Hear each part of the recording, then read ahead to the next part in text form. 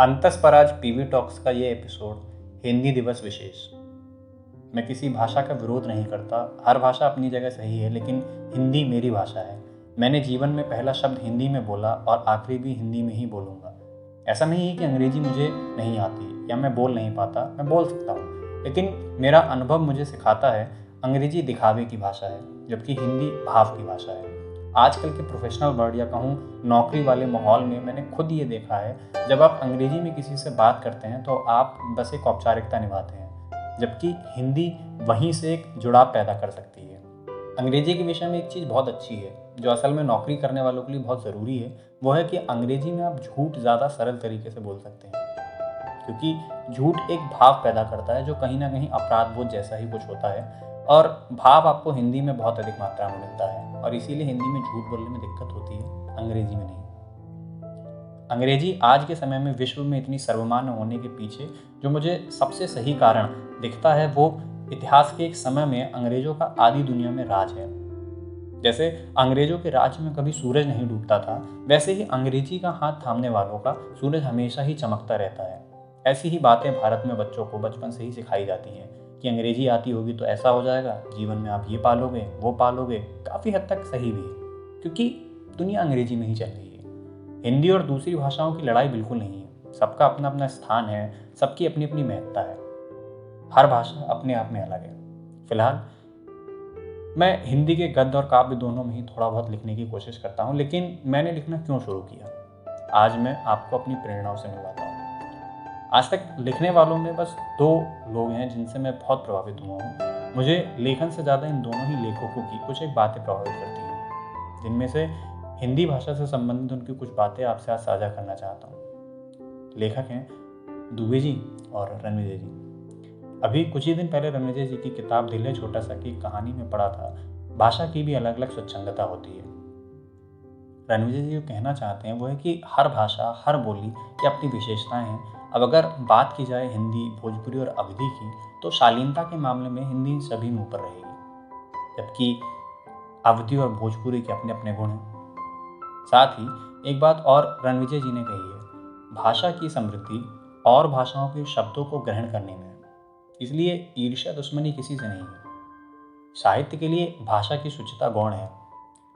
इससे ज़्यादा महत्वपूर्ण है कि हम अपनी भाषा को गौरवपूर्वक देखें, लिखें, पढ़ें, पढ़ाएं और किसी भी हीनता से बचें। हिंदी का लिखा अनुदित हो और पढ़ा जाए तो कहने ही क्या। हिंदी के विषय में दिव्य प्रकाश दुबे जी की कही एक बात मुझे हमेशा से ही बहुत प्रभावित करती है।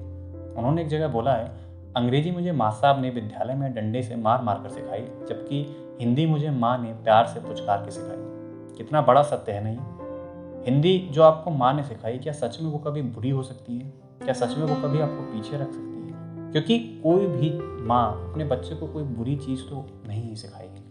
खैर, जिस वीडियो में दुबे जी ने ये बात बोली है उसका लिंक डिस्क्रिप्शन बॉक्स में है, देखिएगा, बहुत सही वीडियो है। अगर आज अंतस है तो उसके पीछे कारण है कि मैं लिखता हूँ, और अगर मैं लिखता हूँ तो उसके पीछे इस वीडियो का बहुत बड़ा हाथ है। इस वीडियो में दुबे जी एक जगह कहते हैं कि जो बात आप हिंदी में लिख सकते हैं वो किसी दूसरी भाषा में नहीं लिख सकते। वो कहते हैं कि विद्या कसम, जो कि उनकी एक किताब मसाला चाय में कहानी भी है, उसको आप इंग्लिश या किसी भी भाषा में बदल देंगे तो विद्या कसम अपना असर खो देगी, वो अपना भाव खो देगी। वहाँ भाव ही नहीं रहेगा जो विद्या कसम है। इस वीडियो को देखने के बाद से आज तक मैं लिखने की कोशिश करता हूँ, और अंतस उसी कोशिश का असर है, क्योंकि इसमें एक जगह दुबे जी बोलते हैं कि किसी भी इंसान की ज़िंदगी में इतने किस्से कहानी तो होते ही हैं जो एक किताब लिखी जा सके। खैर, इस वीडियो और इन दोनों ही लेखकों की किताबों के बारे में जल्दी चैनल पर बातें शुरू होंगी, क्योंकि इन दोनों ही लेखकों ने अंतस के पीछे वाले प्रशांत भारद्वाज को लिखने के लिए कहीं ना कहीं प्रेरित किया है। तो अंतस पर जल्दी इन किताबों की बातें होंगी। आगे हिंदी को लेकर तो बहुत ही खूबसूरत बातें। पहली बात कि हिंदी भाषा नहीं दुल्हन है, या कह लो भारतीय स्त्री है जो साजो श्रृंगार से सजी हुई है। हिंदी में बहुत सी ऐसी चीज़ें हैं जो हिंदी को एक भाषा के रूप में बहुत ज़्यादा सजा देती है, इसे खूबसूरत बना देती है, इसके श्रृंगार को बढ़ा देती है, इसमें भाव भर देती है, इसे जीवंत कर देती है। वहीं एक और विशेषता है हिंदी की, हिंदी शायद एक अकेली ऐसी भाषा है जिसमें दूसरी भाषाओं को अपनाने का गुण है, साथ रखने की ताकत है। आप दूसरी भाषाओं को साथ साथ में बोल देंगे और आपको महसूस भी नहीं होगा कि हिंदी कितनी आसानी से उनके साथ घुल मिल गई। जैसे हिंदी में बात करते करते किसी अनजान शहर में किसी भी अनजान इंसान से हिंदी में बात करके हम और वो अनजान घुल मिल जाते हैं। ऐसे ही घुलते मिलते जाइए, हिंदी में बतियाते जाइए, हिंदी को आगे बढ़ाते जाइए। हिंदी बोलने में मत शर्माइए। हिंदी में कुछ लिखते हैं और लोगों को सुनाना चाहते हैं तो हमें बताइए। हिंदी ने आपको जो दिया है, हिंदी को लौटाइए। हिंदी ने आपको बात करना सिखाया है, आप अपनी बात को हिंदी में बताइए। हिंदी ने आपको दुनिया से लड़ने लायक बनाया, आप हिंदी के लिए दुनिया से लड़ने की हिम्मत तो दिखाइए। अंग्रेजी विदेश से आई मैडम है, उसे देखिए, देखकर लार टपकाइए। इस्तेमाल करना है कीजिए, लेकिन उसे घर की देवी समान हिंदी की जगह मत बिठाइए। वो ज़माने की ज़रूरत है, ज़रूरत उससे निपटाइए, लेकिन ज़रूरत पूरी होते ही वापस हिंदी पर लौट आइए। अपनी बात हिंदी में लिखिए। कहानी कहनी है या कविता सोच लीजिए, अपने मन में जो है लिख लीजिए, और अपनी बात को सिर्फ अंग्रेजी में कहिए मत, हिंदी में बोलकर दिल तक पहुंचाइए। और अंत में हिंदी की किताबें पढ़ा कीजिए, क्योंकि दूबी जी कहते हैं कि अगर आपको कुछ लिखना है तो आपको पहले कई साल पहले से लिखा हुआ पढ़ना होगा। आज के लिए इतना ही, फिर मिलेंगे टीवी टॉक्स के किसी एपिसोड में। तब तक के लिए हिंदी जिंदाबाद। चैनल को सब्सक्राइब करना ना भूलें। धन्यवाद।